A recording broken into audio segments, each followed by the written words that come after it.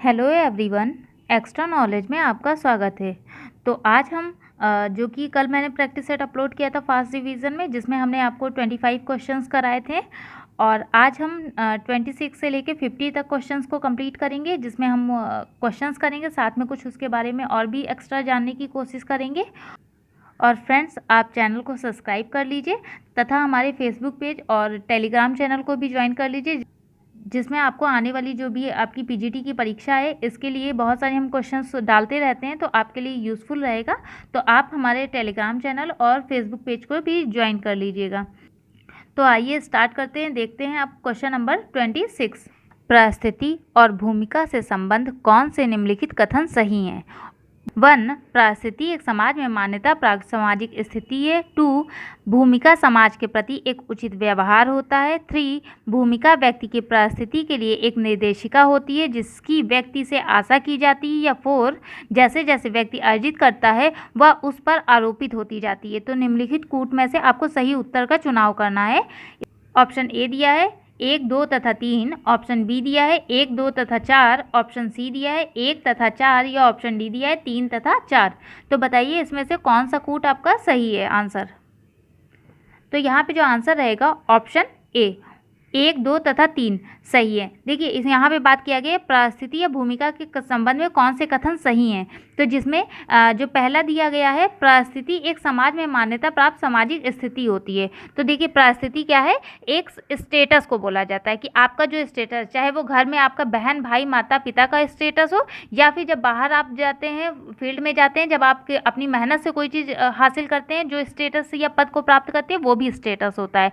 तो परिस्थिति मतलब एक स्टेटस। और दूसरा इसमें बात किया गया है कि भूमिका समाज के प्रति एक उचित व्यवहार होता है। तो भूमिका क्या होता है, समाज। देखिए आपका अब स्टेटस है, तो जाहिर सी बात है, अगर घर में आप पिता हैं या पुत्री हैं या भाई हैं या बहन है, तो सभी के अपने अपने एक कर्तव्य हैं, उनको पूरा करना होता है। तो वो भी क्या होती है, वो भूमिका होती है। उसके अलावा आप अगर किसी पद पे हैं और उस पद से संबंधित जो आपकी भूमिकाएं होंगी, तो उसको निभाना होगा। तो इसीलिए यहाँ पे बात किया गया है कि भूमिका समाज के प्रति एक उचित व्यवहार होता है। ठीक है, तो ये भी सही है। और तीसरा जो यहाँ पे बात की गई है कि भूमिका व्यक्ति की परिस्थिति के लिए एक निर्देशिका होती है जिससे व्यक्ति की आशा की जाती है। तो देखिए भूमिका जो होगा वो किससे जुड़ा होगा, वो स्टेटस से जुड़ा होगा ना। तो यहाँ पे वही बात की जा रही है कि व्यक्ति से जो आशा की जाती है वो स्टेटस के अनुसार उसकी भूमिकाएं होती है, वो उसे निभाने की उससे आशा की जाती है कि वो उसे बहुत अच्छे ढंग से निभाए। तो यहाँ पे जो ये 1, 2 और 3 है, ये सही है। तो आइए अब देखते हैं क्वेश्चन नंबर 27। क्वेश्चन नंबर 27, यांत्रिक संहति तथा आंगिक संहति की अवधारणाएं विकसित की हैं। ऑप्शन ए एच स्पेंसर ने, option B C Levi Strauss ने, option C A R Radcliffe Brown ने, या ऑप्शन डी इमाइल दुर्खिम ने। तो आई होप आप सभी को इसका आंसर पता होगा। तो यहाँ पे आंसर है ऑप्शन डी, इमाइल दुर्खिम ने। तो इमाइल दुर्खिम में यांत्रिक संहति या आंगिक संहति, जिसे यांत्रिक एकता और सावेवी एकता भी बोला जाता है, इसकी अवधारणा दी थी। तो अब इस चीज़ को समझ लेते हैं। सबसे पहले जानते हैं जो इमाइल दुर्खिम की बुक थी, एक सोशल डिवीज़न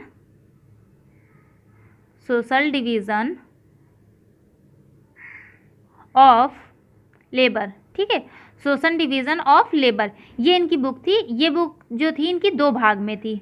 एक भाग में इन्होंने बात किया था सामाजिक एकता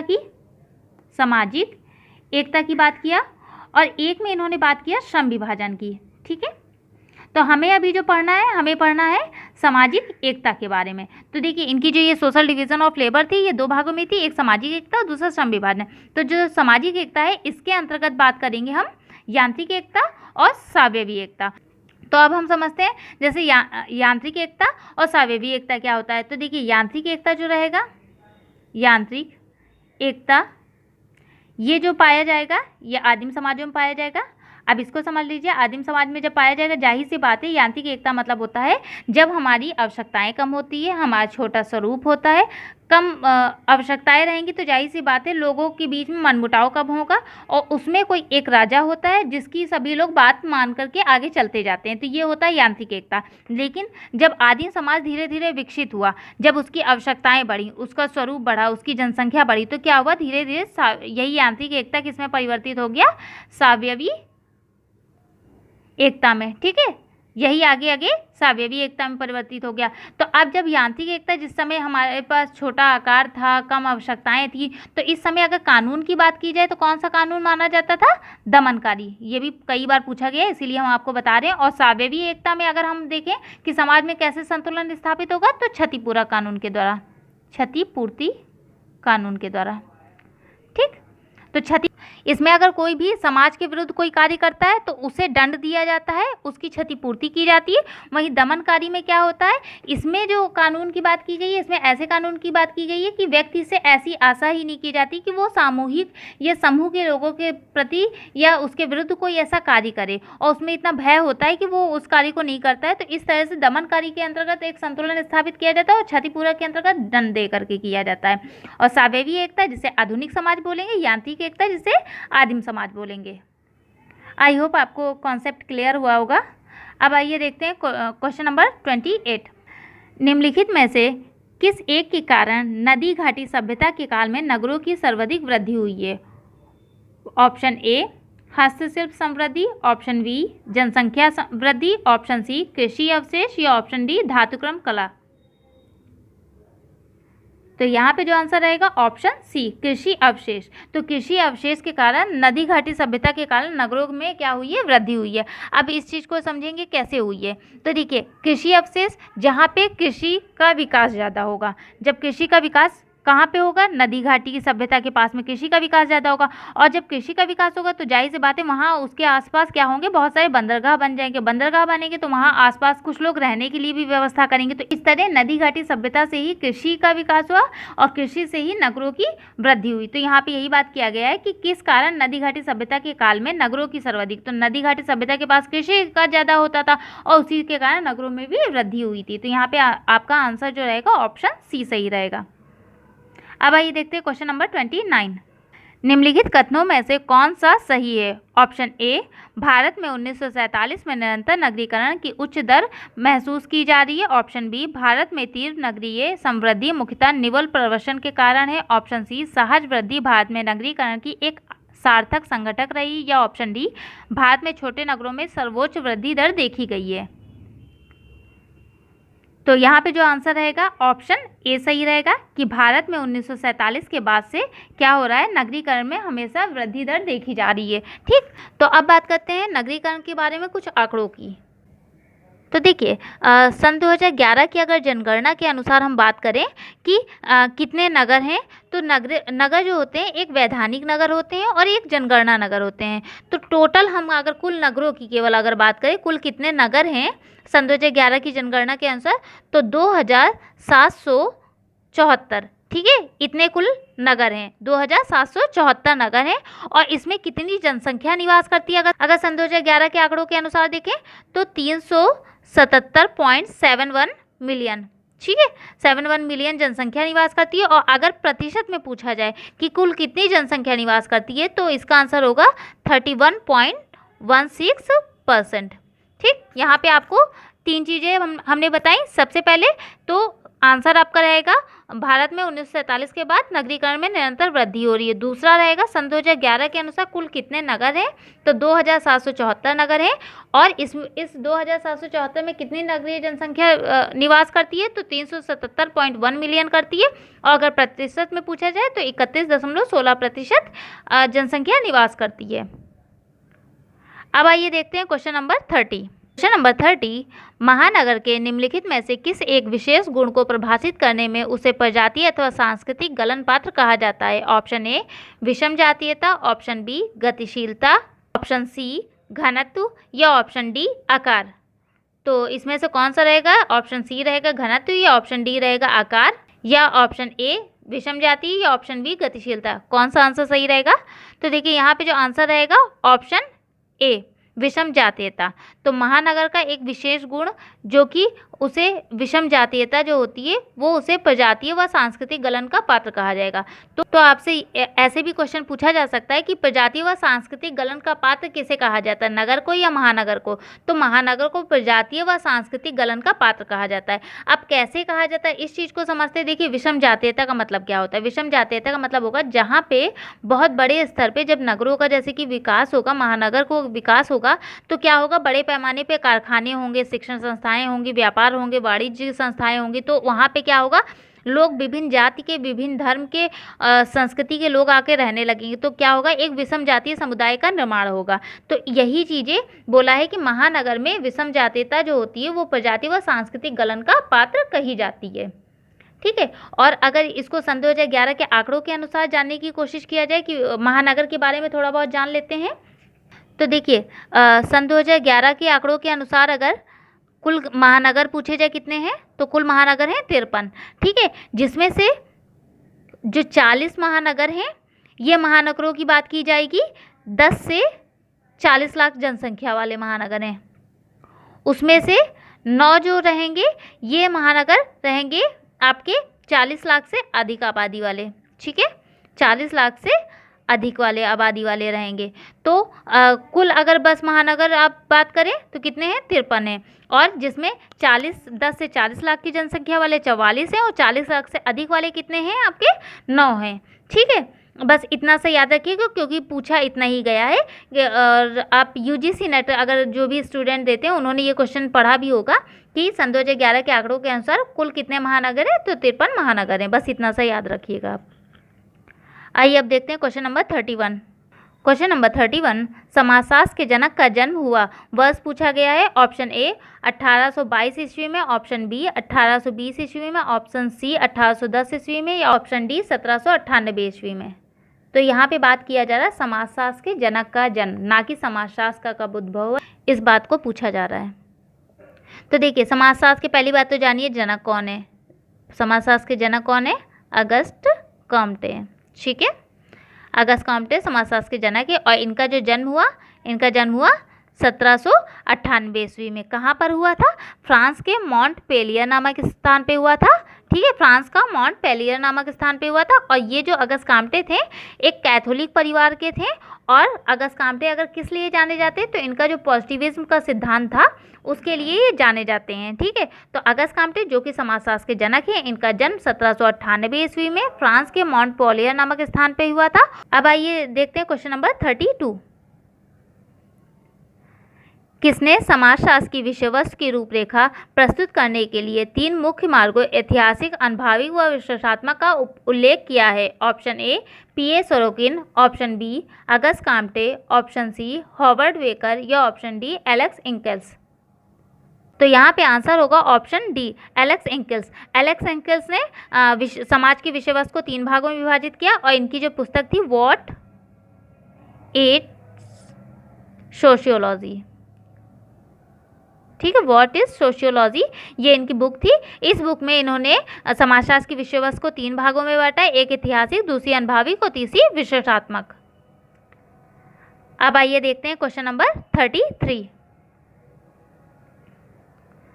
समाज के वर्गीकरण में भारतीय समाज को एशियाई समाज में किसने कहा है? Option A Durkheim, option B Dumas, option C Max Weber, या ऑप्शन डी मार्क्स। तो यहाँ पे जो आंसर रहेगा ऑप्शन डी, मार्क्स ने एशियाई समाज के बारे में बात किया है। अब अगर इस चीज़ को समझते हैं तो देखिए, मार्क्स ने जो है अपनी एक पुस्तक थी राजनीतिक अर्थव्यवस्था का आलोचनात्मक एवं पूर्व पूंजीवादी गठन, इसके अंतर्गत इन्होंने जो समाज को है 4 भागों में बांटा। एक तो बताया एशियाई, और दूसरा बताया पुरातन, तीसरा बताया इन्होंने सामांती, और चौथा बताया इन्होंने पूंजीवाद।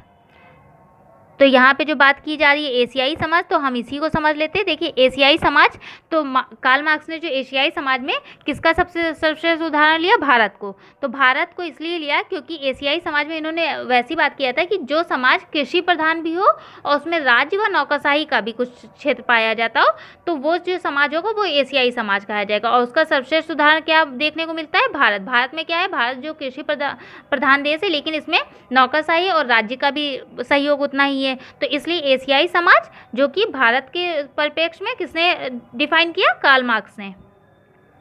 अब आइए देखते हैं क्वेश्चन नंबर 34। निम्नलिखित में से कौन सी एक विशेषता समुदाय से संबंधित नहीं है? ऑप्शन ए व्यापक उद्देश्य, ऑप्शन बी सामान्य नियम, ऑप्शन सी विशिष्ट उद्देश्य या ऑप्शन डी विशिष्ट नाम। तो यहाँ पे जो आंसर रहेगा ऑप्शन सी विशिष्ट उद्देश्य। तो ये समुदाय से संबंधित नहीं है। तो अब अगर हम बात कर ले समुदाय की विशेषताओं के बारे में, तो पहला तो आप होगा स्वतः इसका विकास होगा। ठीक है, समुदाय का जो विकास होगा, एक तो स्वतः विकास होगा, दूसरा क्या होगा? इसमें स्थानीयपन होगा, स्थायीपन होगा। ठीक है, पहला स्वतः विकास होगा, दूसरा इसका स्थायीपन होगा और विशिष्ट नाम होगा, सामान्य नियम होंगे, विशिष्ट उद्देश्य होंगे और मूर्तता,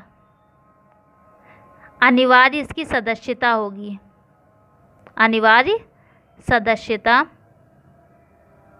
ठीक है, और आत्मनिर्भरता। तो ये सब जो विशेषताएं होंगी, ये सब क्या है? समुदाय की विशेषताएं। पहला स्वतः विकास, स्थायीपन, मूर्तता, अनिवार्य सदस्यता, आत्मनिर्भरता, व्यापक उद्देश्य, सामान्य नियम और विशिष्ट नाम, ये सब इसकी विशेषता होंगी। और यहाँ पे जो आंसर आपका गलत होगा वो क्या होगा? विशिष्ट उद्देश्य। ये गलत है, ये समुदाय से संबंधित नहीं है। अब आइए देखते हैं क्वेश्चन नंबर 35।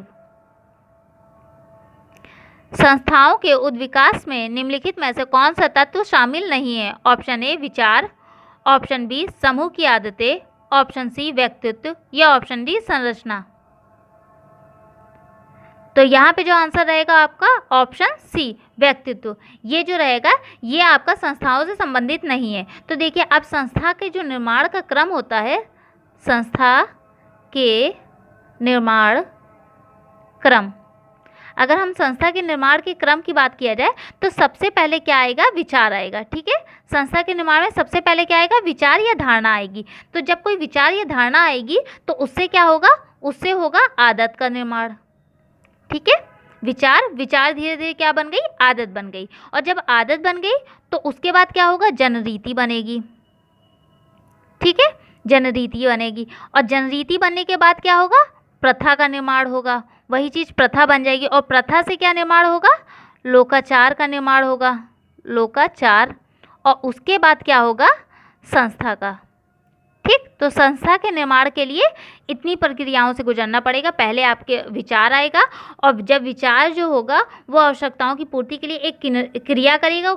तो वो जब क्रिया दोहराई जाने लगेगी तो वो क्या? आदत बन जाएगी। जब आदत बन जाएगी तो वही जनरीति बनेगी और जनरीति जो बनेगी तो वो समाज द्वारा मान्यता प्राप्त हो जाएगी। तो क्या हो जाएगी? प्रथा बन जाएगी। और प्रथा जो होगी वो धीरे धीरे क्या? समूह द्वारा, सभी समूह द्वारा समूह के कल्याण में देखी जाने लगेगी। तो लोकाचार बन जाएगी और लोकाचार से ही फिर धीरे धीरे उसे एक निश्चित कार्य प्रणाली में लेकर के क्या हो जाएगा? संस्था का निर्माण हो जाएगा। तो ये संस्था के निर्माण के क्रम होते हैं, इसे याद रखिएगा। आइए अब देखते हैं क्वेश्चन नंबर 36। निम्नलिखित में से कौन सी एक संस्था की विशेषता नहीं है? ऑप्शन ए ऐच्छिक सदस्यता, ऑप्शन बी सुपरिभाषित उद्देश्य, ऑप्शन सी अधिक स्थायित्व या ऑप्शन डी एक अमूर्त व्यवस्था। तो इसमें भी पूछा गया है, अभी जैसे ऊपर समुदाय की विशेषता नहीं थी, यहाँ पे भी संस्था की विशेषता नहीं है, ये पूछा गया है। तो यहाँ पे जो आंसर रहेगा ऑप्शन ए ऐच्छिक सदस्यता, ये संस्था की विशेषता नहीं है। जबकि अगर संस्था की विशेषता देखा जाए तो सुपरिभाषित उद्देश्य होता है, एक अमूर्त व्यवस्था होती है, अधिक स्थायित्व होता है। इसके अंतर्गत अभिमति व अधिकार को भी रखा जाएगा, विरासत रखी जाएगी, प्रतीक रखा जाएगा। ये सब क्या होगा? ये संस्कृति के एक इकाई के रूप में कार्य करेंगे। तो यहाँ पे जो विशेषता सुपरिभाषित उद्देश्य, एक अमूर्त व्यवस्था और अधिक स्थायित्व रहेगा। ऐच्छिक सदस्यता इसकी विशेषता नहीं है। अब आइए समझते हैं क्वेश्चन नंबर 37। तो किसने कहा है कि परिस्थिति एवं भूमिका संदर्भ समूह व्यवहार का संरचनात्मक परिप्रेक्ष्य प्रदान करता है? Option A T Parsons, option B James Silverberg, option C R K Merton या ऑप्शन डी MF निम्कोफ। तो यहाँ पे जो आंसर रहेगा option C, R K. Merton. R K. Merton ने जो है वो परिस्थिति और भूमिका को संदर्भ समूह के व्यवहार के संरचनात्मक परिप्रेक्ष्य प्रदान किया है। तो सबसे पहले यहाँ पे बस देख लीजिएगा आप संदर्भ समूह। तो संदर्भ समूह को सबसे पहले किसने, हाईमैन ने दिया। उसके बाद उसका व्यवस्थित स्वरूप किसने, आर.के. मर्टन ने प्रस्तुत किया। अब आइए देखते हैं क्वेश्चन नंबर 38। परिस्थिति एवं संविदा के आधार पर समाजों में किसने अंतर प्रस्तुत किया है। तो यहाँ पे क्वेश्चन पूछा जा रहा है परिस्थिति एवं संविदा के आधार पर समाज में किसने, समाज को किसने परिस्थिति और संविदा के आधार पर बांटा है। ऑप्शन ए टॉनिज, ऑप्शन बी है दुर्खिम, ऑप्शन सी है सर हेनरी मैन, या ऑप्शन डी है उपरोक्त में से कोई नहीं। ठीक है, तो परिस्थिति और संविदा के आधार पर समाज को किसने बांटा है, ये बात पूछी जा रही है। तो यहाँ पे आंसर रहेगा option C, Sir Henry Maine. तो सर हेनरी मैन ने समाज को दो भागों में बांटा, एक किसमें बताया, परिस्थिति, और दूसरा बताया इन्होंने संविदा। ठीक है, परिस्थिति और संविदा में बताया। तो परिस्थिति के अंतर्गत जो इन्होंने समाज बताया, इसमें इन्होंने ग्रामीण समाज को रखा, सरल समाज को रखा और भारतीय जातीय आधार को रखा। ठीक है, तो इसके अंतर्गत इन्होंने परिस्थिति के अंतर्गत रखा कौन कौन से समाज को, एक ग्रामीण समाज, सरल समाज और भारतीय जाति के जो समाज होंगे उसे रखा। और वहीं अर्जित परिस्थितियों के समाज में को इन्होंने किसके अंतर्गत रखा, जो अर्जित किए जाएंगे समाज उसको किसके अंतर्गत, उसको संविदा समाज के अंतर्गत रखा। तो समाज के दो रूप बताएं, परिस्थिति और संविदा। इसमें परिस्थिति के अंतर्गत इन्होंने सरल समाज, भारतीय समाज और ग्रामीण समाज को रखा, और संविदा के अंतर्गत उन्हें रखा जो समाज अर्जित किए जाते होंगे उन्हें रखा। आई होप आपको समझ में आया होगा। अब आइए आगे देखते हैं 39 क्वेश्चन। भूमिका संकुल में अस्थायित्व के संरचनात्मक शोध की अवधारणा किसने प्रतिपादित किया। Option A Ralph Linton, option B Max Weber, option C R K. Merton, या ऑप्शन डी F.A. नडेल। तो यहाँ पे बात की जा रही भूमिका संकुल की, तो यहाँ पे आंसर रहेगा ऑप्शन सी, आर.के. मर्टन। अब भूमिका संकुल क्या होता है, तो देखिए व्यक्ति की जब स्थिति में परिवर्तन आएगा तो जाहिर सी बात है उसके समुच्चय में परिवर्तन आएगा। ठीक है, उसकी भूमिकाओं में परिवर्तन, तो मतलब एक व्यक्ति की जितनी स्थितियां होंगी उसकी उतनी ही भूमिकाएं होंगी। ये चीज़ क्या होता है, ये भूमिका संकुल होता है। इसे किसने, आर.के. मर्टन ने दिया कि व्यक्ति की जितनी भी स्थितियां होंगी उसकी भूमिकाएं भी उतनी होंगी। ठीक, और एक से अधिक स्थितियां होंगी तो उसी के अनुरूप उसकी भूमिकाएं भी होती जाएंगी, और इसे ही भूमिका संकुल कहेंगे, और इसे किसने दिया है, आर.के. मर्टन ने दिया है। अब आइए देखते क्वेश्चन नंबर। वह सामाजिक पद जिसे व्यक्तिगत रुचि एवं प्रतिस्पर्धा द्वारा प्राप्त किया जाता है कहलाता है। ऑप्शन ए प्रदत्त परिस्थिति, ऑप्शन बी अर्जित परिस्थिति, ऑप्शन सी भूमिका ग्रहण, या ऑप्शन डी परिस्थिति पुंज। तो यहाँ पे आंसर होगा ऑप्शन बी, अर्जित परिस्थिति। तो अर्जित परिस्थिति और प्रदत्त परिस्थिति इसे किसने दिया, इसे दिया लिंटन ने।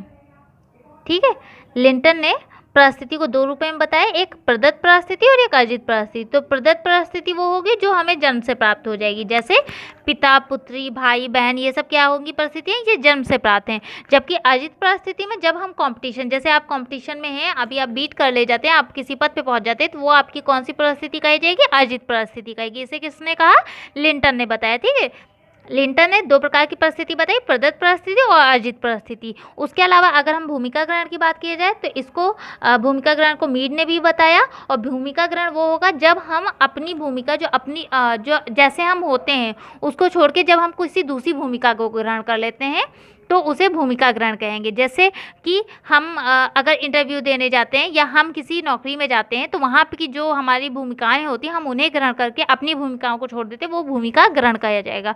वहीं अगर परिस्थिति पुंज की, जिसको आर.के. मर्टन ने दिया, इन्होंने बताया कि परिस्थिति पुंज का मतलब होगा जैसे एक व्यक्ति की कई परिस्थितियाँ होती हैं, जैसे वो डॉक्टर भी होता है, वो पिता भी होता है, वो पति भी होता है, एक नागरिक भी होता है। तो इस तरह से उसकी कई सारी परिस्थितियाँ, और इन परिस्थितियों को क्या बोला जाएगा, परिस्थिति पुंज बोला जाएगा। आई होप आपको समझ में आया होगा। अब देखते हैं क्वेश्चन नंबर 41। परिस्थिति अनुक्रम की अवधारणा को किसने प्रतिपादित किया। Option A R K. Merton, option B S.F. Nadel, option C Talcott Parson, या ऑप्शन डी रॉल्फ लिंटन। तो यहाँ पे आंसर रहेगा option A, R K Merton ने परिस्थिति अनुक्रम की अवधारणा दी है। अब जाहिर सी बात है, आप सोचे होंगे परिस्थिति अनुक्रम क्या होता है। तो परिस्थिति अनुक्रम वो होगा जब एक व्यक्ति किसी एक क्रम में परिस्थितियों को धारण करता है। जैसे कि जैसे आप अपने को सोच लीजिए, जब आप बालक थे, बालक से क्या हुए, युवा हुए, युवा से क्या होंगे, पौड़ होंगे, पौड़ से ये वृद्ध हो जाएंगे। तो ये क्या होगा, एक अनुक्रम में आपका जीवन का विकास हो रहा है। तो मतलब एक अनुक्रम में परिस्थितियों को धारण करना, वो क्या होगा, वो परिस्थिति अनुक्रम कहलाएगा, जिसको किसने दिया, आर के मर्टन ने दिया। अब क्वेश्चन नंबर 42 देखते हैं।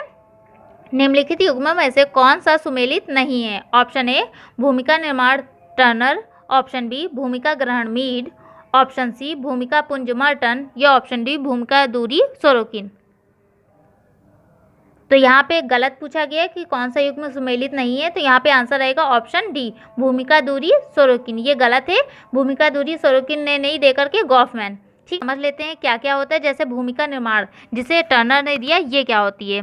तो जब व्यक्ति अपनी आवश्यकता के अनुसार अपनी योग्यता व ज्ञान के द्वारा एक नई भूमिका का निर्माण कर दे। ठीक है, जो व्यक्ति की आवश्यकता है और उसी आवश्यकताओं के अनुरूप उसकी जो योग्यता और ज्ञान है उसके अनुसार एक नई भूमिका का निर्माण कर दे, इसे भूमिका निर्माण कहेंगे। ये किसने दिया, टर्नर ने दिया। वहीं भूमिका ग्रहण, तो भूमिका ग्रहण की अवधारणा किसने दी, मीड ने। तो जब भविष्य में मिलने वाली भूमिकाओं को हमें जब निभाना होता है, हम उसके लिए पहले से ही तैयार हो जाते हैं। जैसे भी एसआई की तैयारी करें तो वो पहले से क्या रनिंग स्टार्ट करते हैं, उस तरह से उनको ट्रेनिंग दिया जाता है। तो जब उनकी पोस्टिंग होती है उससे पहले उन्हें ट्रेनिंग दी, तो वो क्या होती है, भूमिका ग्रहण कही जाएगी। और भूमिका पुंज जिसे कि मर्टन ने दिया, तो भूमिका पुंज क्या होगा, तो इसमें क्या होगा, इसमें परिस्थिति संबंधित विभिन्न परिस्थितियों को धारण करने वाले व्यक्ति की अलग अलग भूमिकाएं होंगी। जैसे आपकी भूमिका पुंज के अंतर्गत क्या आएगा, स्थिति पुंज में क्या बात किया गया था कि कई सारी परिस्थितियां थी, जैसे डॉक्टर, पिता, पति, नागरिक। उसी तरह भूमिका पुंज में कई सारी भूमिकाएं होंगी। जैसे आप अध्यापक होने के साथ साथ आप एक सामाजिक कार्यकर्ता भी होंगे, नेता भी होंगे, पथ प्रदर्शक भी होंगे। तो कई सारी आपकी भूमिकाएं होंगी। तो उसके बारे में मर्टन ने बात किया भूमिका पुंज। तो एक कई सारी भूमिकाओं के पुंज को भूमिका पुंज कहेंगे, कई सारी परिस्थितियों के पुंज को परिस्थिति पुंज कहेंगे। आइए अब क्वेश्चन नंबर 43 देखते हैं। क्वेश्चन नंबर 43, भूमिकाओं को दो श्रेणियों पार्श्व भूमिका या अग्रमंच भूमिका में किसने वर्गीकृत किया है। Option A Schutz, option B Garfinkel, option C Goffman, या ऑप्शन डी बर्गर। तो यहाँ पे आंसर रहेगा ऑप्शन सी गॉफमैन। तो गॉफमैन ने जो कि भूमिकाओं को दो श्रेणियों में विभाजित किया, एक पार्श्वमंच भूमिका, एक अग्रमंच भूमिका। अग्रमंच भूमिका वो होगी जब हम अभिनय करते हैं, जब कोई अभिनय करता है एक स्टेज पे, मंच पे, तो वो अग्रमंच कहा जाएगा। वहीं पार्श्वमंच जब हम स्टेज पे वो भूमिका अदा करने के बाद जब हम पीछे जाते हैं, मतलब मंच के पीछे जाएंगे, तो हम अपने वास्तविक स्वरूप में होते हैं, तो वो क्या होगा, आपका पार्श्वमंच भूमिका होगा। ठीक है, तो अग्रमंच भूमिका में इन्होंने उस चीज़ों को लिया है जब हम किसी दूसरी की भूमिका का निभा रहे होते हैं, और पार्श्वमंच में जब हम खुद की भूमिका में होते हैं। तो इसे गॉफमैन ने दो भागों में भूमिकाओं को विभाजित किया है। अब देखते हैं क्वेश्चन नंबर 44। आदर्शात्मक संस्कृति की अवधारणा का प्रयोग किसने किया। Option A Sorokin, option B Ogburn, option C Gillin, या ऑप्शन डी मैकाइवर। तो यहाँ पे आंसर रहेगा ऑप्शन ए सोरोकिन। सोरोकिन ने आदर्शात्मक संस्कृति की अवधारणा दी है। तो सोरोकिन की पुस्तक है सामाजिक एवं सांस्कृतिक गतिशीलता। ठीक है, सामाजिक एवं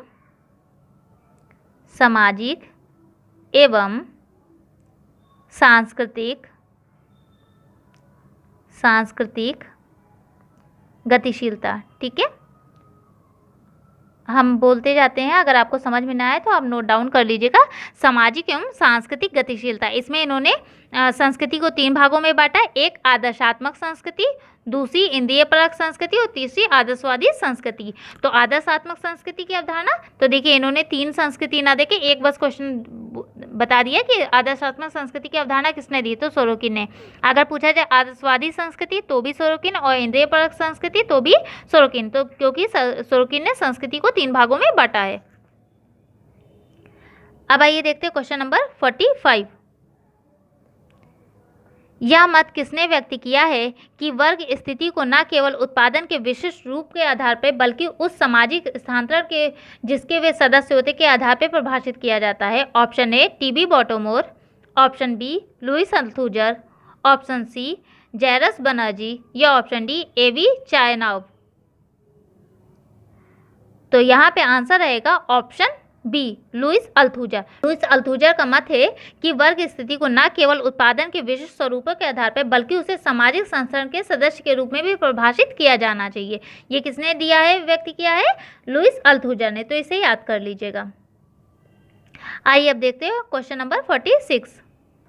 क्वेश्चन नंबर 46, निम्नलिखित में से कौन सा एक संस्कृतिकरण का उदाहरण है? ऑप्शन